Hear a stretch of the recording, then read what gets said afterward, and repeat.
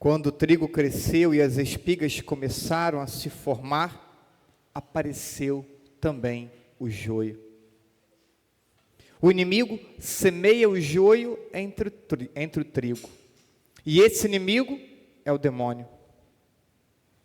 O joio não aparece logo. Quando a planta cresce, então o joio se faz perceber. É possível, então, detectar no crescimento da planta a diferença do joio e do trigo. E a proposta, então, neste momento em que joio e trigo já estão desenvolvidos, aqueles trabalhadores propõem: arranquemos o joio. Mas ainda, embora já consiga se perceber, a semelhança é muito grande. E o risco de, no esforço de arrancar o joio, arrancar também o trigo é muito alto. Então, o dono diz: vamos esperar o tempo da colheita. Deixai o joio e o trigo juntos. E no tempo da colheita, iremos então separar o joio do trigo. E vemos, o joio é recolhido e queimado, e o trigo guardado no celeiro. A imagem dessa coleta e dessa separação é o julgamento em que todos nós iremos experimentar e sermos submetidos após nossa vida terrena. O joio é lançado no fogo, a imagem da condenação e do inferno. O trigo é recolhido no celeiro, a imagem do céu. E assim vamos tendo uma ideia geral sobre a parábola que nós escutamos. A pergunta então é: você e eu somos joio ou trigo? Quando você olha para a tua vida e você entende que o joio é a semente do mal lançada pelo demônio, como que você se entende? Joio ou trigo? Qual é a tua percepção sobre a tua própria vida? Não sobre a vida das outras pessoas. Quando percebemos que o joio é essa semente lançada pelo demônio e que está presente na sociedade, no nosso trabalho, no lugar que vivemos, também em nossa família, também na igreja, o desejo que vem ao nosso coração não é o mesmo desses homens que trabalhavam no campo, de tão logo perceber o joio, querer arrancá-lo? Mas antes de avançarmos nesse aspecto, queria trazer uma citação do cardeal Raniero Cantalamessa. Ele era um pregador, do Vaticano, pregou muitos retiros para o Papa São João Paulo II, Papa Bento, Papa Francisco. E uma de suas reflexões, ele escreveu: somos trigo e joio ao mesmo tempo. Somos trigo e joio ao mesmo tempo. Não só trigo e nem só joio. Um somente foi trigo sem joio, isto é, sem pecado. Aquele grão que um dia caiu na terra e morreu. Agora, aquele grão transformado em pão vem a nós para se tornar trigo de Deus, a Eucaristia. E esse, então, que foi apenas trigo, é o próprio Jesus Cristo, na reflexão do cardeal. Mas o que importa aqui é a fala dele inicial, dizendo: somos joio e trigo ao mesmo tempo. Quando pensamos de forma ingênua e movido por uma imagem superficial sobre nós mesmos, então pensamos: somos só trigo. Quantos de nós temos esse entendimento? Somos apenas trigo.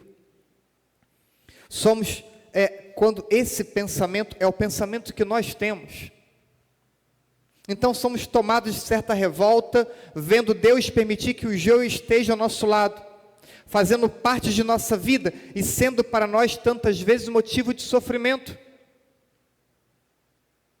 E chegamos a questionar Deus algumas ou muitas vezes. Por que o mal? Vemos o noticiário de injustiça, vemos o noticiário de violência, ou presenciamos.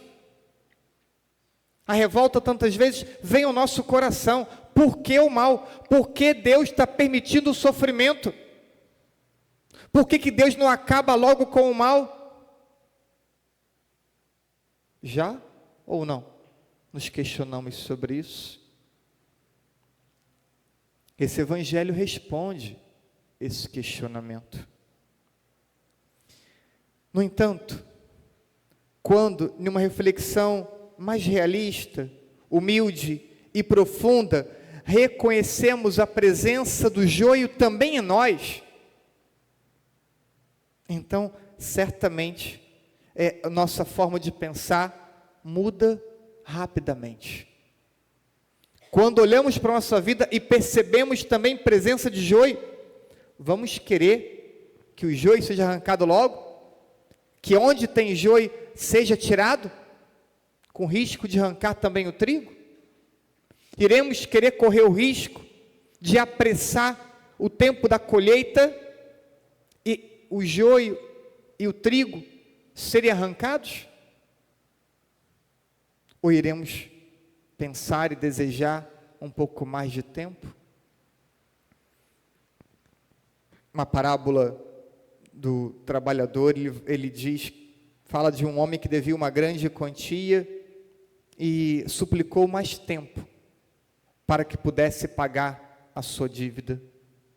Quando olhamos para nós e percebemos joio, vamos querer que Deus haja de forma imediata?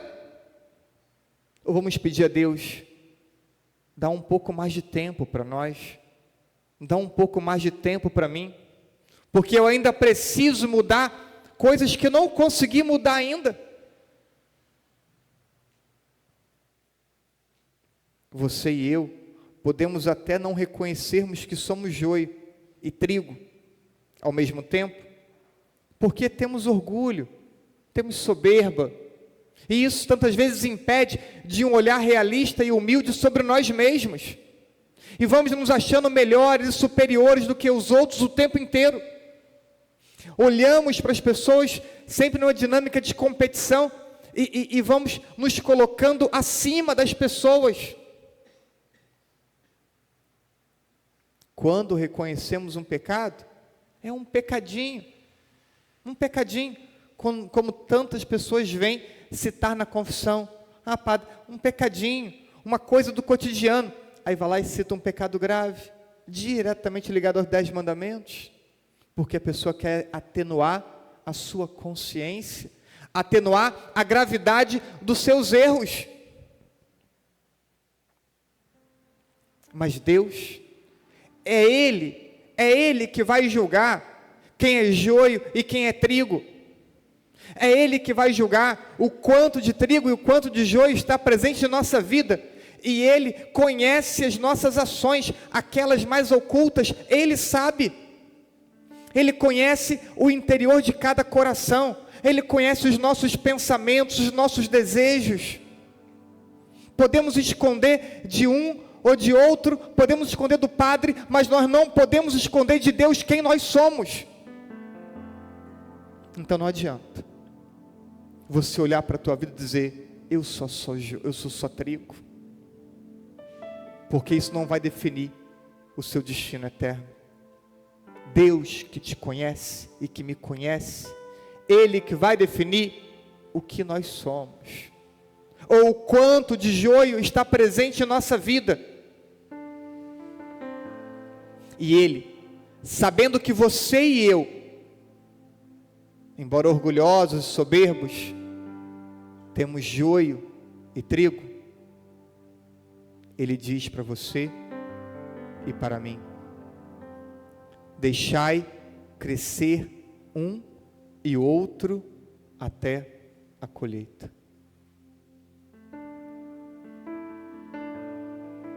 Deus não age de forma impetuosa. Ele diz, deixai crescer. Chegará um momento oportuno. Deus nos faz percebermos que esta postura paciente está plena de amor e de misericórdia para com todos. Quando olhamos e percebemos o joio em nossa vida, queremos que Deus tenha paciência. Mas quando olhamos o joio na vida do irmão, queremos que Deus puna rapidamente. Queremos que Deus tenha conosco um comportamento compassivo. E queremos que Deus seja rigoroso com o outro. Mas Deus ele vai agir sempre do mesmo jeito, para com todos. Deus, então, Ele vai manifestar uma atitude, uma postura paciente, plena de amor e de misericórdia, não só sobre você e para com você, mas para com todos. E isso nos irrita, quando vemos Deus ser paciente com pessoas que nós julgamos não serem boas. Isso nos irrita, isso nos incomoda. A tolerância de Deus nos incomoda, a misericórdia de Deus nos incomoda. É um só critério para todos. A chuva e o sol é para todos, não apenas para os bons. Seja para quem é mais joio ou para quem é mais trigo, todos nós somos beneficiados pela paciência misericordiosa de Deus. E esse é um caminho de maturidade, para podermos perceber isso. E assim, o que se tem de joio dentro de nós, pode vir a se tornar trigo. A paciência de Deus é uma oportunidade para nós. E também é uma oportunidade para os outros. Santo Agostinho, ele escreveu assim: muitos primeiro são joio, semeado pelo maligno. Nós também, lembremos, somos marcados pela concupiscência, consequência do pecado original. Já nascemos com a marca do pecado. E além do pecado original, temos os pecados atuais. Então, muitos primeiro são joio, semeado pelo maligno, e depois tornam-se bom trigo. Se eles, o joio, quando são malvados, não fossem tolerados com paciência, não chegariam à mudança desejada. A paciência misericordiosa de Deus possibilita que muitos que foram joio fossem transformados em trigo. É preciso que você olhe para a tua vida e você glorifique a Deus nessa noite de hoje. Glorifique a Deus pela paciência dEle. Glorifique a Deus pela misericórdia dEle na tua vida e na minha vida, na vida de todos nós. Porque se Deus fosse rigoroso, como nós tantas vezes queremos, você e eu já não teríamos tido tantas oportunidades. O mundo está cheio de joio. Em nós tem muito joio semeado pelo diabo, mas Deus age com paciência. E a sua paciência é a expressão desse amor tão maravilhoso que Deus tem por nós. E durante esse tempo de paciência vai nos dando então muitas oportunidades para transformarmos o joio em trigo. A revolta, aquela inicial, quando achávamos que era só trigo e queríamos uma ação rigorosa de Deus para com o irmão, no avançar da reflexão já começa a mudar. Lembro, eu era novo no seminário, primeiro ano de seminário, fazendo alguns trabalhos lá no Caramuz, num momento de muita violência, e teve algumas operações, e mataram muitos que estavam envolvidos no tráfico, dezenas. E eu lembro que eu disse, graças a Deus. O que talvez muitos de vocês também já disseram. E uma freirinha idosa me repreendeu severamente. No auge da sua maturidade espiritual. E eu demorei um tempinho para entender a repreensão que ela me fez. Hoje, ouvindo essa palavra, por mais difícil que seja, temos também a oportunidade de entender a repreensão que aquela freirinha me fez. Não somos nós que julgamos o tempo de ninguém. É Deus. Ele é o Senhor do tempo. E Deus é paciente. E na sua paciência, o amor e a misericórdia se manifestam. Olhemos atentamente para a nossa própria vida, para as nossas ações, a fim de detectarmos então o joio e poder transformá-lo.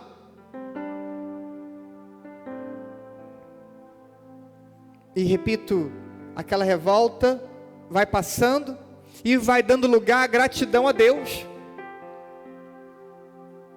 Obrigado, Senhor, por tua paciência. Obrigado, Senhor, por tantas oportunidades que o Senhor me permite ter. Obrigado, Senhor, pela graça de poder enxergar um joio na minha vida, de poder enxergar uma realidade que precisa ser transformada. Há pessoas que insistem no comportamento de querer ocultar diante de seus olhos seus próprios erros.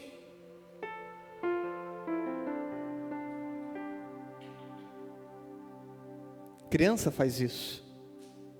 Criança erra e esconde. Eu fiz muito isso na infância.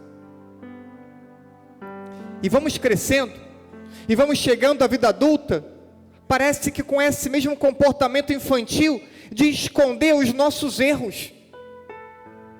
E queremos esconder tanto, que escondemos até de nós mesmos. Então, quando Deus nos dá a graça de poder olhar para a nossa vida e perceber um erro, é um momento especial, porque a percepção do erro é uma oportunidade de mudança.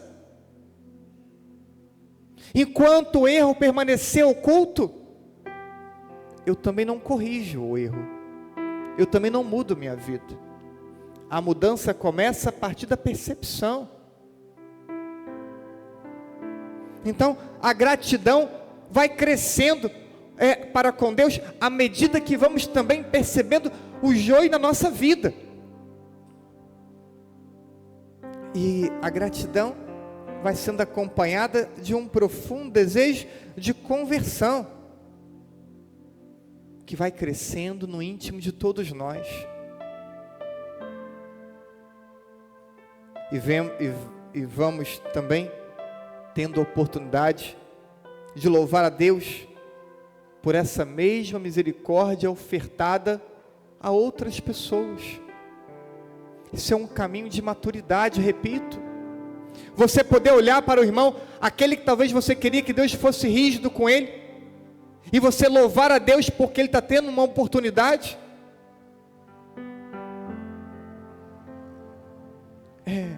É preciso nos alegrarmos com isso. Este entendimento possibilita que nossa rigidez com o próximo vá dando lugar a uma postura mais semelhante ao agir de Deus. Quando vamos tendo essa paciência com o irmão, vamos então agindo como Deus, sentindo como Deus. Esse é o caminho de conversão que precisamos percorrer.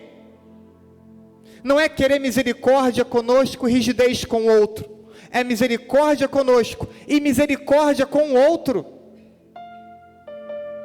Porque Deus não pode agir diferente. Deus vai amar e vai amar a todos. Então não venha dizer para Deus que Deus só pode amar você. A palavra é forte para nós. E traz um modo diferente de pensarmos.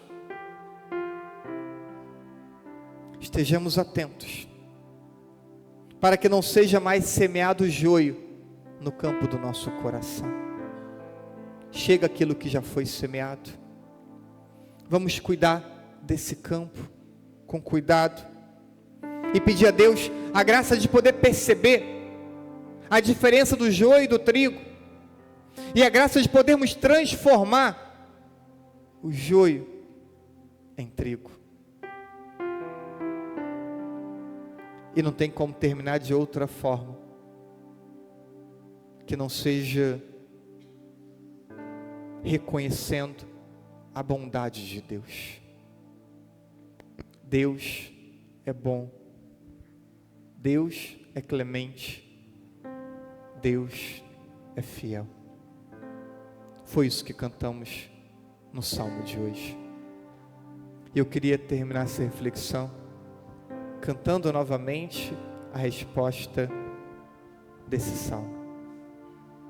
E queria que você também cantasse a resposta desse salmo, louvando a bondade de Deus, louvando a bondade de Deus na tua vida, e louvando a bondade de Deus na vida dos teus irmãos. Para isso estamos aqui hoje, para poder dizermos para Deus: obrigado, Senhor, por tua bondade. Obrigado, Senhor, por esse amor que toca a vida de todos nós. Obrigado, Senhor, por essa misericórdia que nos renova e que nos dá tantas oportunidades.